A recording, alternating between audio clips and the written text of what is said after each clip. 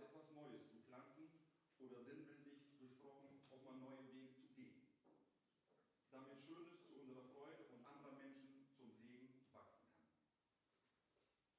So beginnen wir diesen Gottesdienst im Namen des Vaters, der an jedem von uns erschaffen hat. Im Namen des Sohnes, der die Liebe und Vergebung Gottes gelebt hat. Und im Namen des Heiligen Geistes, der uns Kraft und neue Perspektiven für unser Leben schenkt. Amen.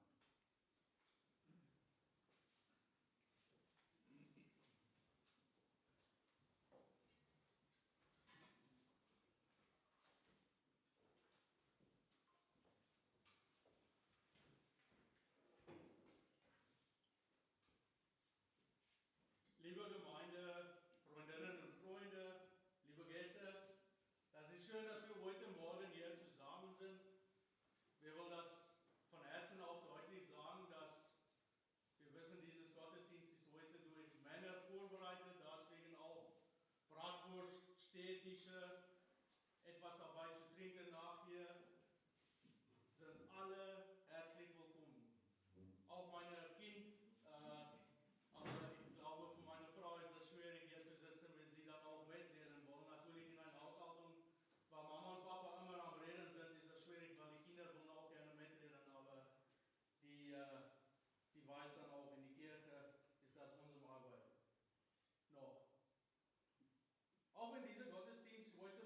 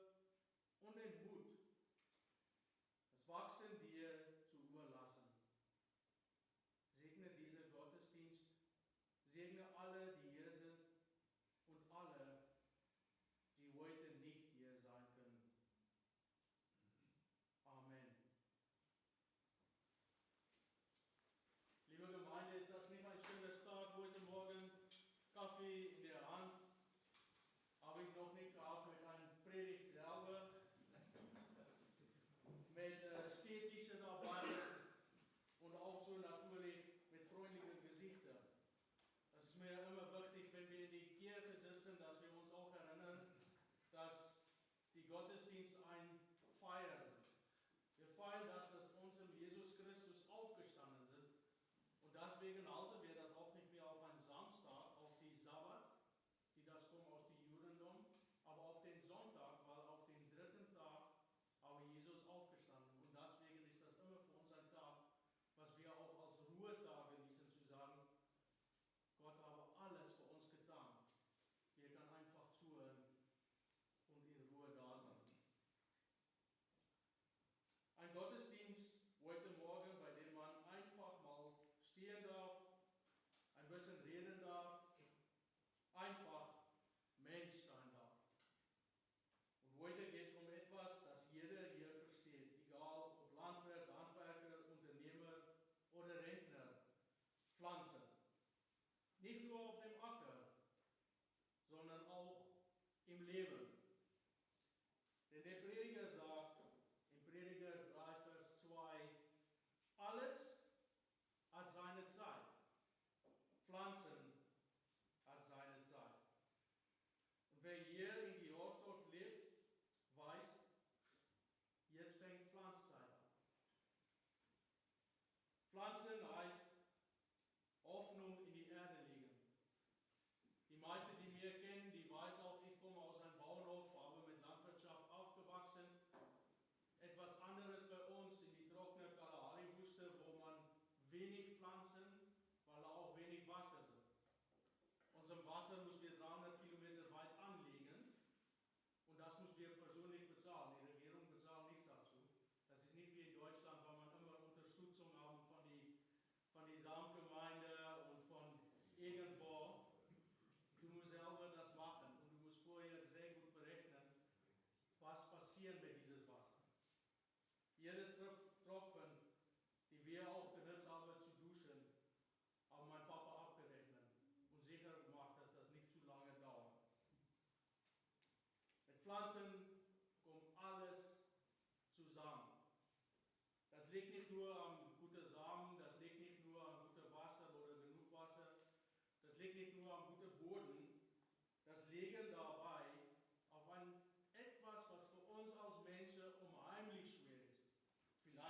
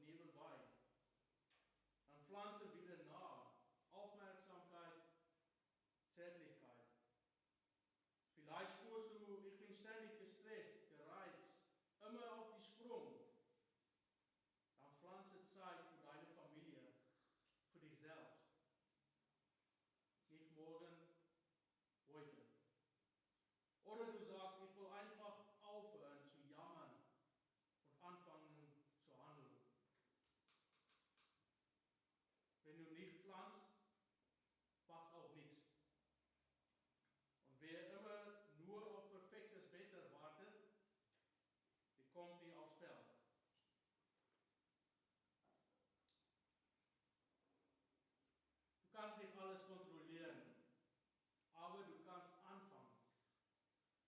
Natürlich, du kannst alles planen, alles vorbereiten und dann kommt doch etwas dazwischen. Krankheit, Streit, Jobverlust, ein Sturm mitten in die Sommer und alles sehr gut geht. Nur weil du das Wetter nicht steuern kannst, heißt das nicht, dass du die Hände in die Schoß legen sollst. Wir brauchen Mut, Verantwortung und Glauben. Das ist die Mischung, die Wachstum bringt. Ich habe eine kurze Geschichte aus Südafrika. Wir geben für unsere 2 Grillmeister die Gelegenheit, dass sie erstmal nach draußen gehen. Weil anders kann ich später nicht essen. Wir sagen auch Danke sehr dafür.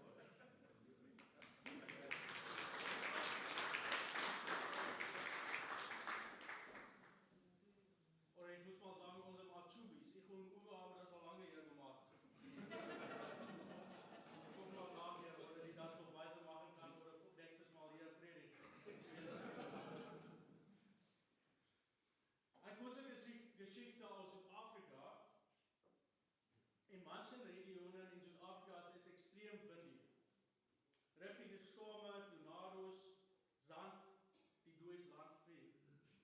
Aber das ist auch die Teil in Südafrika, wo Obst die beste wachsen.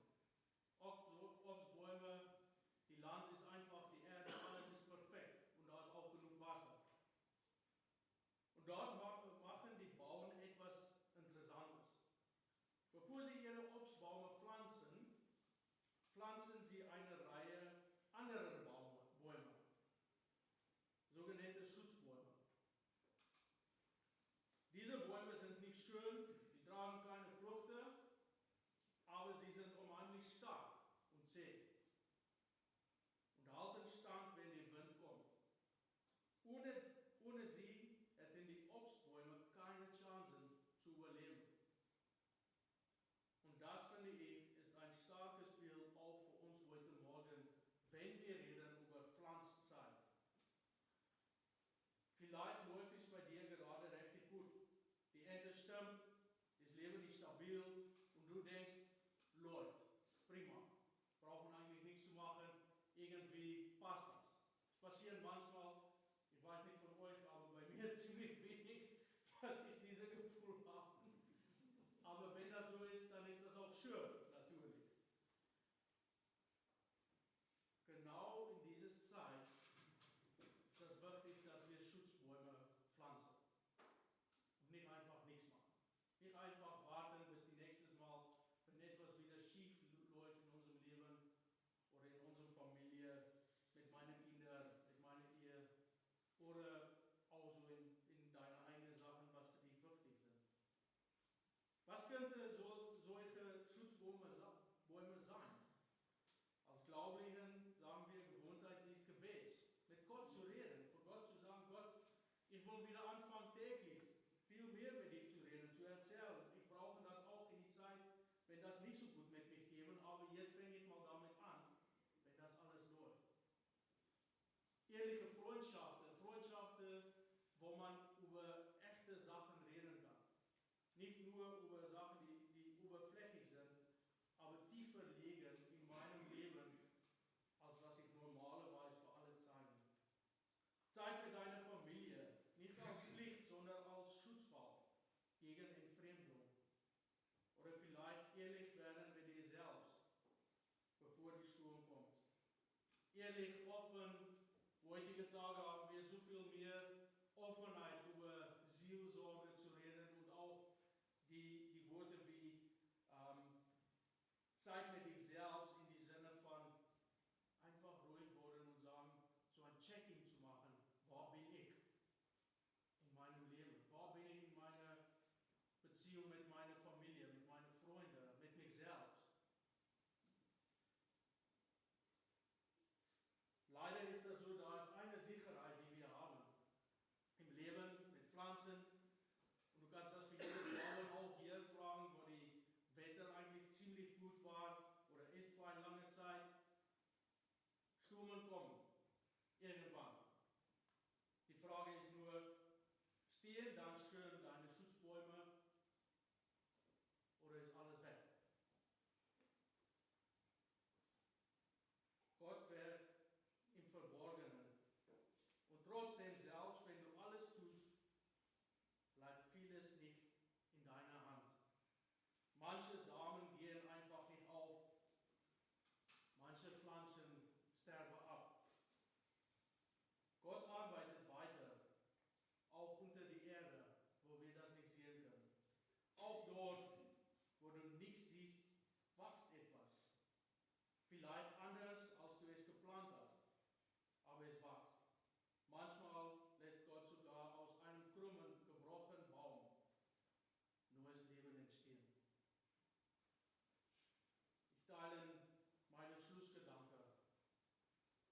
Pflanze auch, wenn du die Ernte noch nicht siehst. Pflege auch, wenn du müde bist. Vertraue auch, wenn du nichts fühlst. Denn alles hat seine Zeit. Pflanzen hat seine Zeit. Und wer heute pflanzt, der darf morgen hoffen. Amen.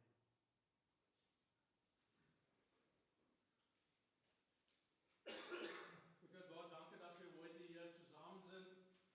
Danke für deine Wort. Gott, helfe uns auch, dass die Wort nicht einfach an eine Seite von unserem Ohr reingehen und an die andere Seite raus, aber dass das auch mal ein Platz in unserem Herzen finden, wo es wachsen kann.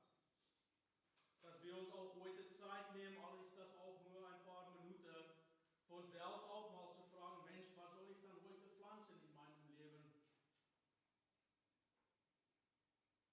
Was soll ich Gott fragen, wieder für mich offen zu machen, was ich tue, die zugemacht wurde sollen, was ich nicht wieder pflanzen soll, wo ich allzu viel in meinem Leben gemerkt habe, das bringt nichts.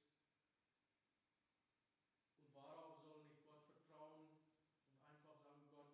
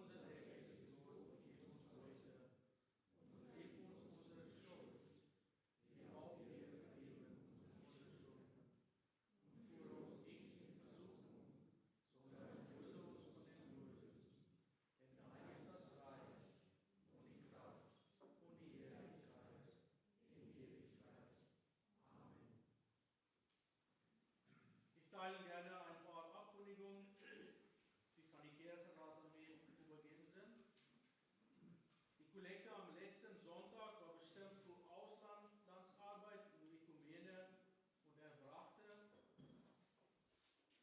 Im Klingelbeutel waren 17,80 € gewesen und, Entschuldigung, das war für die Diakonie. Die Kollekte für die Ökumene war 39,50 € gewesen und im Klingelbeutel waren 17,80 €. Allen, die etwas gegeben haben, sei herzlich gedankt. Heute ist die Kollekte am Ausgang bestimmt für die Eladuswerk, das sich in die ganzen Grafschaft um Kinder und Jugendliche kümmert. Wenn du später rausgehst, nachdem du 3 Bratwürste gegessen hast, ein Bier getrunken hast, das steht an die rechte Seite, wo du rausgehst. Das bitte nicht vergessen.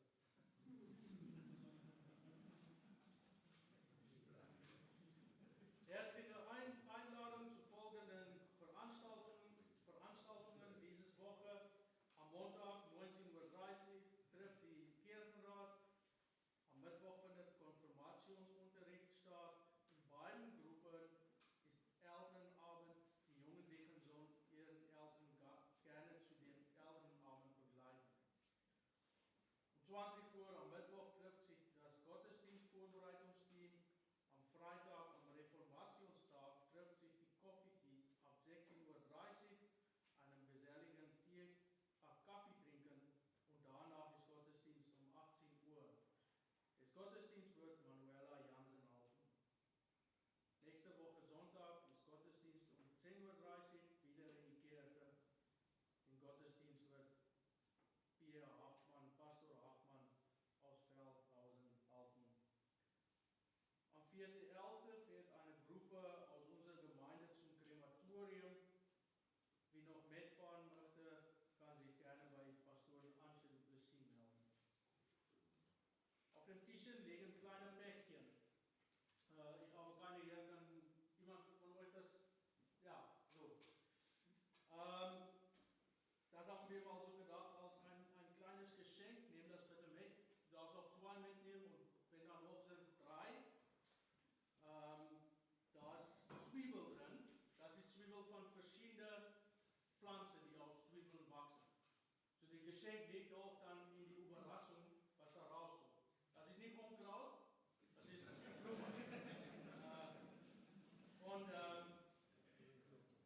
Die Idee dahinter ist, dass ihr so irgendwo in eurem Garten einen speziellen Platz findet und vielleicht irgendwann, wenn ihr gar nicht mehr daran denkt, werdet ihr sehen, wie etwas Grünes auf die Erde sprießt.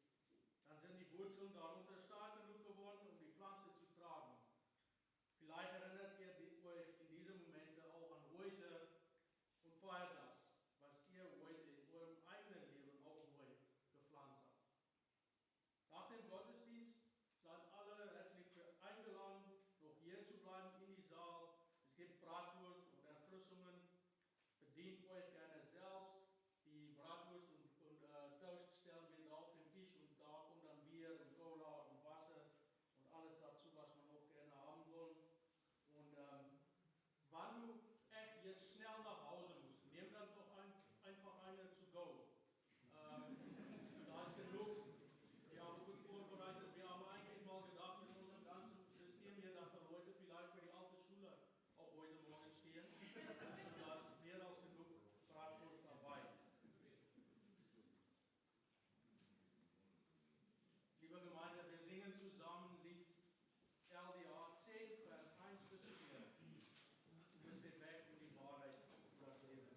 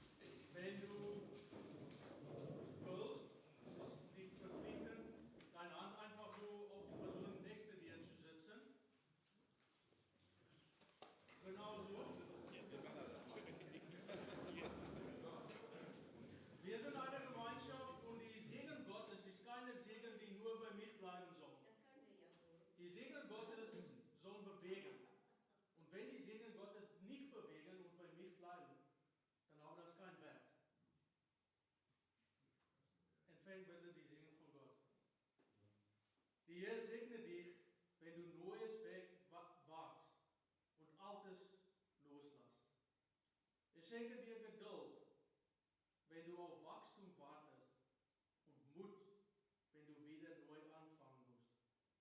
Er lasse dich Wurzeln schlagen in seiner Liebe, damit du stark bleibst, wenn dir Wind weht. Und er schenke dir die